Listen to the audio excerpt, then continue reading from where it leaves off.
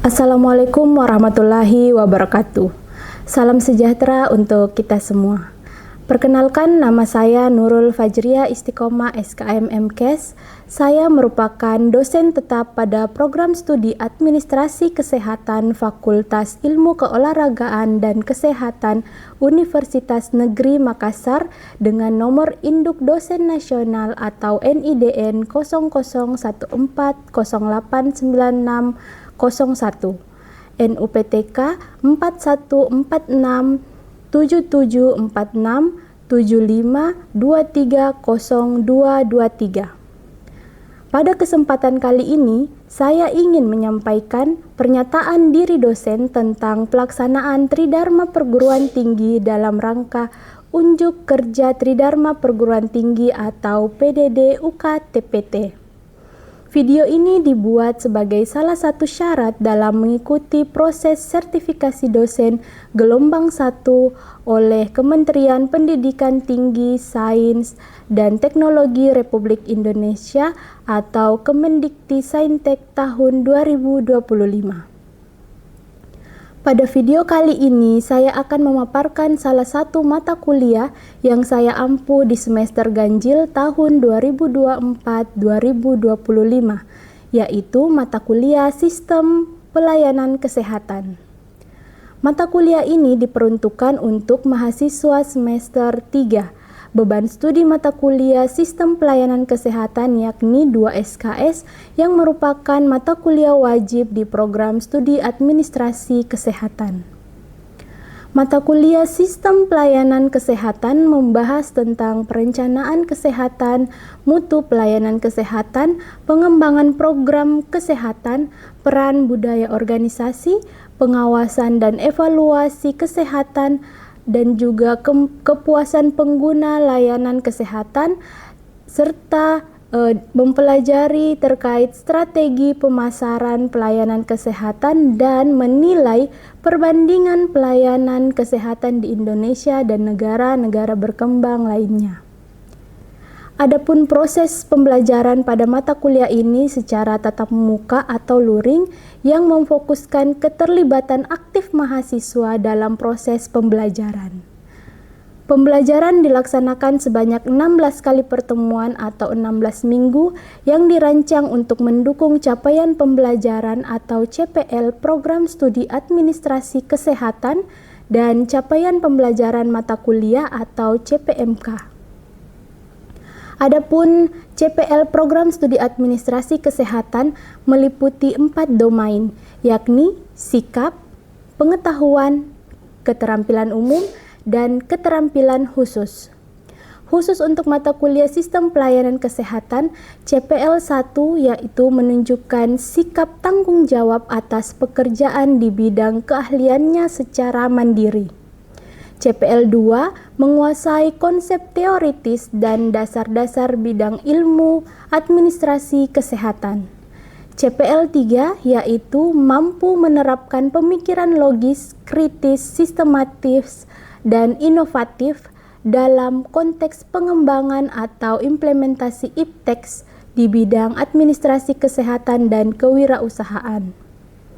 CPL 4 yaitu mampu mengkaji dan mengembangkan ilmu pengetahuan dan teknologi di bidang pelayanan kesehatan secara efektif dan efisien. Berdasarkan CPL ini disusunlah capaian pembelajaran mata kuliah Sistem Pelayanan Kesehatan meliputi CPMK pertama mengonsepkan prinsip dasar sistem pelayanan kesehatan, CPMK kedua menganalisis masalah sistem pelayanan kesehatan yang ada di fasilitas pelayanan kesehatan dan masyarakat, CPMK 3 mengevaluasi sistem manajemen pelayanan kesehatan di fasilitas pelayanan kesehatan. Adapun ruang lingkup materi pembelajaran mata kuliah Sistem Pelayanan Kesehatan yaitu materi pertemuan pertama, konsep perencanaan pelayanan kesehatan. Yang kedua, konsep pengembangan program pelayanan kesehatan. Yang ketiga, hubungan kepemimpinan di bidang kesehatan. Yang keempat, mutu pelayanan kesehatan di fasilitas pelayanan kesehatan. Yang kelima, masalah kesehatan terkait mutu pelayanan kesehatan di fasilitas pelayanan kesehatan. Yang keenam, peran budaya organisasi dalam pelayanan kesehatan. Yang ketujuh, mekanisme pengawasan dan pengukuran kualitas pelayanan kesehatan. Yang kedelapan, unsur, faktor, dan juga elemen serta harapan dalam meningkatkan kepuasan pelanggan. Yang kesembilan, proses evaluasi pelayanan kesehatan. Yang ke-10, strategi pemasaran pelayanan kesehatan. Yang ke-11, persaingan pelayanan kesehatan di era globalisasi. Dan yang terakhir, perbandingan pelayanan kesehatan di Indonesia dan negara-negara berkembang di era digital. Metode pembelajaran pada mata kuliah Sistem Pelayanan Kesehatan menggunakan pendekatan Student Center Learning yang melibatkan keaktifan mahasiswa dalam proses belajar. Selain itu, saya juga menggunakan metode diskusi terstruktur untuk mendorong mahasiswa berpikir kritis terkait kasus-kasus yang terjadi dan memberikan solusi yang relevan terhadap proses pelayanan kesehatan. Serta saya juga tetap menggunakan ceramah interaktif guna memberikan pemahaman konseptual kepada mahasiswa berdasarkan teori-teori terkait sistem pelayanan kesehatan. Metode pembelajaran yang lainnya yang saya gunakan yaitu pembelajaran berbasis case method, yang mana mahasiswa dalam pelaksanaan perkuliahan dibentuk menjadi kelompok kecil kemudian diberikan masalah atau kasus-kasus kesehatan yang menyangkut sistem pelayanan kesehatan dan kemudian setiap kelompok diharuskan untuk menganalisis masalah atau mengidentifikasi masalah dan menentukan alternatif pemecahan masalah. Berdasarkan alternatif pemecahan masalah ini, setiap kelompok merekomendasikan dan mempresentasikan kegiatan atau program solutif untuk setiap kasus yang diberikan. Untuk mendukung proses pembelajaran, saya menggunakan media pembelajaran meliputi RPS atau Rencana Pembelajaran Semester, modul pembelajaran, serta PowerPoint yang juga memuat studi kasus terkait sistem pelayanan kesehatan. Mahasiswa dapat dengan mudah mengakses rencana pembelajaran semester, modul pembelajaran, serta penugasan pada e-learning management system atau LMS yaitu SYAMOKE UNM. Penilaian dalam mata kuliah Sistem Pelayanan Kesehatan ini mencakup 5 komponen utama, yaitu ujian tengah semester atau UTS dengan bobot sebesar 15%, ujian akhir semester atau UAS dengan bobot sebesar 20%, tugas kelompok atau individu dengan bobot sebesar 10%, pembelajaran berbasis case method dengan bobot sebesar 30%, serta partisipasi aktif meliputi kehadiran memiliki bobot sebesar 25%. Penilaian dilakukan secara objektif mengacu pada indikator seperti keakuratan dan penugasan materi, partisipasi aktif, serta kemampuan dalam menganalisis studi kasus. Untuk rentang nilai pada mata kuliah ini, saya menggunakan rubrik penilaian sebagai instrumen utama untuk memastikan penilaian yang diberikan secara objektif, akuntabel, dan adil. Untuk tahapan berikutnya, silahkan menyimak video pembelajaran mata kuliah Sistem Pelayanan Kesehatan sebagai bagian dari tahapan proses sertifikasi ini. Selamat menyaksikan. Assalamualaikum warahmatullahi wabarakatuh. Waalaikumsalam warahmatullahi wabarakatuh. Selamat siang semuanya. Siang. Semangat, harus tetap semangat walaupun siang hari ya, kita harus tetap semangat. Ulang. Selamat siang semuanya. Siang Ibu. Oke, terima kasih semangatnya. Oke, pada kesempatan kali ini kita memasuki pertemuan kelima. Ya, nah sebelumnya itu kita baiknya berdoa bersama-sama agar apa yang kita kerjakan hari ini bisa berjalan dengan lancar dan apa yang kita pelajari bisa dipahami dan bernilai ibadah di sisi Allah Subhanahu wa taala. Amin ya rabbal alamin. Baik. Jadi pertemuan kelima ini kita akan membahas dimensi dan masalah kesehatan terkait mutu pelayanan di fasilitas kesehatan, ya. Nah, ada yang masih ingat perkuliahan kita, materi yang kita pelajari di minggu sebelumnya? Oke, yang pertama Sylvia. Oke, silahkan Dek. Baik, terima kasih atas kesempatan yang telah diberikan. Jadi materi sebelumnya itu membahas tentang pengertian, manfaat, dan faktor yang mempengaruhi mutu pelayanan kesehatan itu. Oke, baik. Terima kasih Sylvie. Tadi Sylvie mengatakan bahwa salah satunya itu ada terkait manfaat, ya, manfaat untuk Vaskes dalam menjaga mutu pelayanan kesehatannya. Nah, kira-kira apa manfaatnya? Ada yang mau berpendapat? Oke, silakan. Baik, terima kasih atas kesempatan yang telah diberikan. Jadi manfaat yang diperoleh yaitu meningkatkan kepuasan pasien dan memberikan pelayanan yang efisien, Bu. Terima kasih Tiara, jawabannya sangat bagus. Jadi betul yang dikatakan teman tak tadi, bahwa manfaat untuk fasilitas kesehatan untuk menjaga terus mutu pelayanan kesehatannya, yaitu tadi salah satunya agar pelayanan yang diberikan tetap efektif dan efisien. Ya, kedua selain itu ya tentunya untuk meningkatkan kepuasan pengguna layanan atau meningkatkan kepuasan pasien. Ya, kalau misalnya kita sebagai pasien mau berobat kembali, ya pasti kita mau cari fasilitas kesehatan yang bagus pelayanannya kan? Kita tidak mau kalau jutek pelayanannya atau tidak nyaman, ya kita pasti mencari pelayanan yang nyaman. Oke. Dalam pertemuan hari ini kita akan membahas terkait ini, tujuan pembelajaran. Ada 4 yang akan kita bahas dan diharapkan mahasiswa setelah mengikuti pembelajaran ini, mahasiswa pertama mampu menjelaskan dimensi mutu pelayanan kesehatan. Ya. Yang kedua, mahasiswa mampu merincikan tentang tantangan mutu di berbagai sektor. Ya, selanjutnya mahasiswa juga diharapkan mampu merincikan tantangan mutu pelayanan kesehatan di fasilitas pelayanan kesehatan. Yang keempat, mahasiswa mampu merekomendasikan solusi peningkatan mutu pelayanan kesehatan di fasilitas pelayanan kesehatan. Oke, materi pertama terkait dimensi mutu. Nah, kira-kira hal-hal apa saja yang bisa dijadikan penilaian untuk menilai apakah fasilitas pelayanan kesehatan itu bermutu atau tidak? Ada yang mau berpendapat? Ina ya, Ina yang pertama. Oke, silahkan Dek.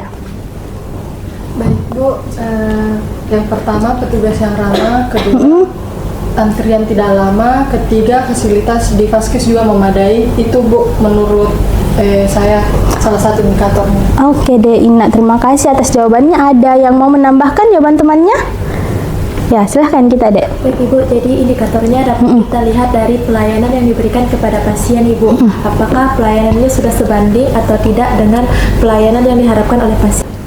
Oke, terima kasih jawabannya Dek ya. Jawabannya sangat bagus. Oke, kalau kita berbicara terkait dimensi mutu pelayanan, kita bicara tentang teori dari Parasuraman. Nah, menurut Parasuraman itu, kualitas pelayanan kesehatan bisa diukur dengan menggunakan model service quality. Model inilah yang dikembangkan dan dijadikan rangka teori untuk penelitian-penelitian terkait mutu pelayanan yang biasanya disingkat dengan RATER. R-nya itu adalah reliability, kemudian A-nya adalah assurance, kemudian T-nya tangible. Nah, kalau E-nya empathy. Nah, yang terakhir adalah Oke. Tadi dari jawaban teman-temannya yang mengatakan bahwa dari segi pelayanan untuk melihat apakah bermutu atau tidak, itu masuk di reliability ya. Jadi di reliability ini bagaimana kemampuan petugas tenaga kesehatan memberikan pelayanan kesehatan sesuai dengan apa yang dijanjikan atau sesuai dengan SOP-nya. Ya, jadi bagaimana ketepatan waktunya, bagaimana tepatan waktu pada saat proses pendaftaran atau registrasi, bagaimana pada saat dilakukan pelayanan pemberian obat ya atau pemeriksaan dokter. Nah, seperti itu. Kemudian kalau di assurance atau jaminan, di sini dikatakan ya bahwa kemampuan dalam menanamkan kepercayaan pelanggan terhadap pelayanan yang diberikan ya. Jadi petugas tenaga kesehatan di sini harus profesional, harus mampu untuk meyakinkan pasien ya bahwa apa yang telah diberikan, misalkan alat kesehatan ya, misalkan dia diinfus atau diberikan obat-obatan, harus mampu meyakinkan pasien bahwa sudah benar apa yang dilakukan ya, itu sehingga pasien merasa aman dan nyaman. Oke. Nah, kalau berbicara tentang tangibles, yaitu bukti fisik ya. Jadi kalau bukti fisik di sini dikatakan wujud kenyataan secara fisik yang meliputi penampilan dan kelengkapan fasilitas fisik. Ada dua hal yang menjadi pokoknya, penampilan dan kelengkapan fasilitas fisik. Penampilan, jadi di tangible ini juga harus memperhatikan penampilan dari siapa? Dari tenaga kesehatan ya. Pasti kalian kalau misal kalian mau berobat ke fasilitas pelayanan kesehatan, mau ke puskesmas atau rumah sakit, ya pasti kalian juga senang kan kalau petugas tenaga kesehatannya rapi, bersih ya kan, daripada kalian ketemu dengan petugas yang sudah kotor bajunya, malah jutek ya, pasti kalian juga kayak bad mood ya, atau tidak? Oke. Nah, jadi di tangible atau bukti fisik itu untuk dimensi mutu pelayanan harus diperhatikan juga penampilan dari petugas kesehatannya itu sendiri ya. Kemudian kelengkapan fasilitas fisik, yang mana ini Bu? Nah, gedungnya ya, ruang perawatan, di ruang office, parkiran harus memadai. Nah, itu semua harus diperhatikan untuk meningkatkan atau menjaga mutu pelayanan kesehatan. Oke, sampai di sini paham? Oke, selanjutnya empati atau empati ya. Jadi bagaimana petugas kesehatan ini memberikan perhatian kepada pasien, bukan hanya ke pasien saja, tapi ke keluarganya juga, keluarga pasien. Seperti apa contohnya? Nah, contohnya itu seperti misalkan pasiennya ini membutuhkan sesuatu, kan biasa ada yang dipencet ya. Nah, itu tenaga kesehatannya mendengar dan langsung datang memberikan pelayanan dengan baik, menanyakan dengan komunikasi dengan tutur kata yang baik. Kan kita juga sebagai pasien enak kan kalau misal petugas kesehatannya ini berbicara dengan kita dengan nada yang baik daripada nada yang kayak ketus, ya kan? Makanya itu di situ dimensi mutu empatinya. Nah, kalau terhadap keluarga pasiennya, ya itu tadi. Bagaimana tenaga kesehatan ini mengkomunikasikan kepada keluarga pasien dengan baik apa saja obat yang diberikan ya, karena kadang itu tiba-tiba datang tenaga kesehatannya, tiba-tiba langsung suntik, langsung kasih obat tanpa memberitahu dulu bahwa ini obat untuk ini disuntik untuk ini ya. Nah, itu yang harus diperhatikan tenaga kesehatan untuk lagi-lagi untuk menjaga mutu pelayanan. Oke. Nah, yang terakhir, ketanggapan ya. Jadi di sini dikatakan kesigapan tenaga medis dalam memberikan pelayanan yang cepat dan tanggap ya. Ibu harap kalian sudah paham bahwa adanya perlakuan cepat dan tanggap ya. Jadi kalau misal pasiennya membutuhkan ya tenaga medisnya cepat dan tanggap pemberian pelayanannya. Oke? Paham? Oke. Nah, yang kedua tadi, tantangan mutu di berbagai sektor. Di sini Ibu ambil ada 4 sektor, ya. Yang pertama manufaktur, jasa, kesehatan, dan juga pendidikan. Nah, kalau manufaktur, di sini contohnya itu cacat produk. Bagaimana ini cacat produk? Yang namanya cacat produk berarti dia tidak bisa didistribusikan, ya kan? Nah, kalau misal dia tidak bisa didistribusikan, sementara produknya sudah ada, berarti yang rugi siapa? Iya, perusahaannya kan yang rugi. Nah, makanya itu tantangannya bagaimana agar diperhatikan SOP-nya supaya tidak tidak cacat. Terus yang kedua contohnya itu kurangnya inovasi. Jadi perusahaan-perusahaan yang kurang inovasi, tidak open minded, tidak mengikuti perkembangan zaman, nanti perusahaan itu akan kehilangan mitra, ya. Mitranya itu akan ya cari perusahaan lainnya, begitu kan? Karena tidak ada inovasi yang dilakukan. Nah, selanjutnya di bidang di sektor jasa. Di sini itu contohnya ketidakpuasan pelayanan. Nah, ini banyak hal ya yang bisa mempengaruhi ketidakpuasan pelayanan ini. Ya, salah satunya pelayanannya yang buruk. Ya, jadi pengguna jasa ini merasa tidak puas, ya, pelayanannya kurang baik. Nah, kemudian komunikasi yang buruk. Lagi-lagi komunikasi yang buruk. Di sektor jasa juga itu menjadi hal yang penting untuk diperhatikan. Bagaimana caranya penyedia jasa ini melakukan komunikasi yang baik ya kepada pelanggannya. Nah, selanjutnya keterampilan tenaga yang kurang. Nah, kalau ini berarti dia berbicara terkait keterampilan dan mungkin kurangnya pelatihan ya, sehingga profesionalismenya juga kurang. Nah, di bidang sektor kesehatan, kesalahan medis ini bisa fatal, ya kan? Ya, kalau kesalahan medis ini bisa fatal, bisa mengakibatkan orang meninggal. Makanya itu tantangannya. Selanjutnya itu kurangnya fasilitas dan alkes.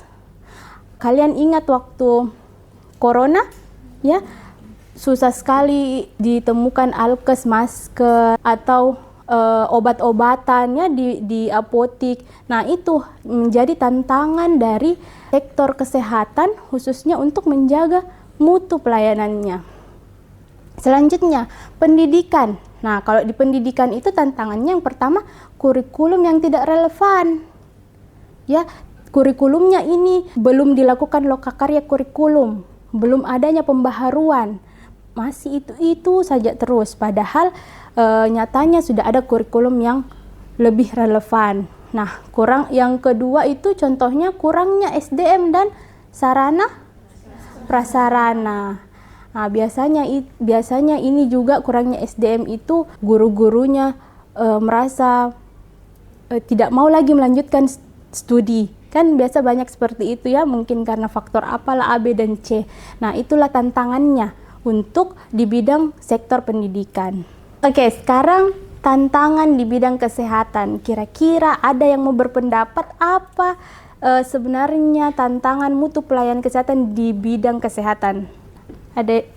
Oke, Rahmi ya. Oke, silahkan Dek. Baik Ibu, terima kasih atas kesempatannya. Terkait dengan tantangan di bidang kesehatan sendiri Ibu, berkaitan dengan pelayanan kesehatan yang belum merata, juga berkaitan dengan sarana dan prasarana, di mana seringkali ditemukan kekosongan obat di bagian apotik di rumah sakit Ibu.